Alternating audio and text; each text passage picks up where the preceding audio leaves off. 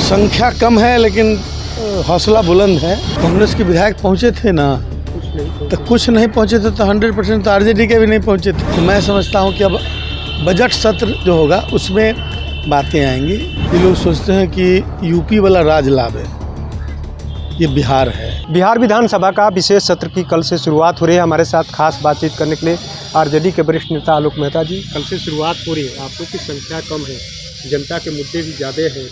संख्या कम है लेकिन हौसला बुलंद है, और बिहार की जो जनता है उससे जुड़े हुए सवाल उठाए जाएंगे।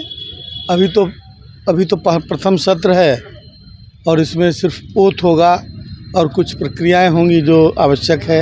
अध्यक्ष का चुनाव होगा और उसके साथ साथ फिर एक छोटी मोटी कार्रवाई और होगी। तो मैं समझता हूं कि अब बजट सत्र जो होगा उसमें बातें आएंगी, और जन सरोकार को लेकर हम लोग बिल्कुल कॉन्शियस है। पूरा विपक्ष, हम लोग सभी विधायक एकजुट हैं, सॉलिडरिटी है, एकजुटता है जनता के पक्ष में। लगातार कई तरह की चर्चा भी चल रही थी, हालांकि कांग्रेस के कुछ विधायक नहीं पहुंचे थे मीटिंग में। इसको लेकर किस तरीके से आप देख रहे हैं? कांग्रेस के विधायक पहुंचे थे ना, कुछ नहीं पहुंचे थे तो 100% तो आरजेडी के भी नहीं पहुंचे थे।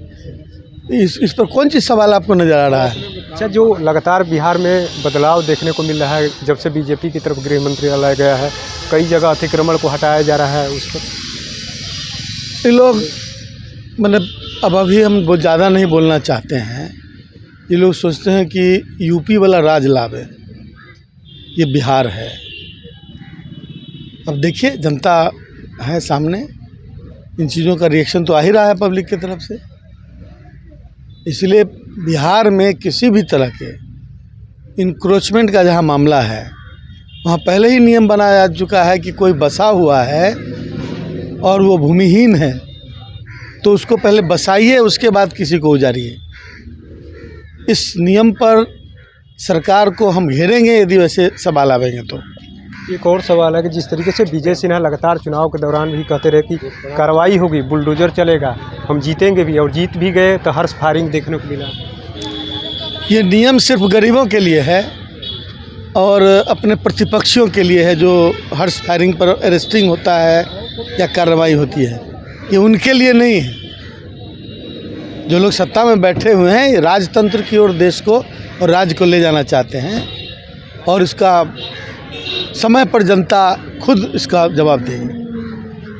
तो देखिए किस तरीके से आरजेडी के वरिष्ठ नेता है आलोक मेहता ने साफ साफ कह दिया है कि कल जो विधानसभा का सत्र, विशेष सत्र शुरू होगा, जो जनता के मुद्दे हैं उसको तो उठाएंगे, लेकिन जब बजट सत्र होगा और ज़ोरदार तरीके से अपनी जनता की आवाज़ों को बुलंद करने का काम करेंगे। लेकिन विजय सिन्हा के जुलूस में जो हर्ष फायरिंग हुआ या अतिक्रमण को लेकर के जो बुलडोजर चल रहे हैं, उस पर भी साफ साफ अपना बड़ा बयान देते हुए नजर आए।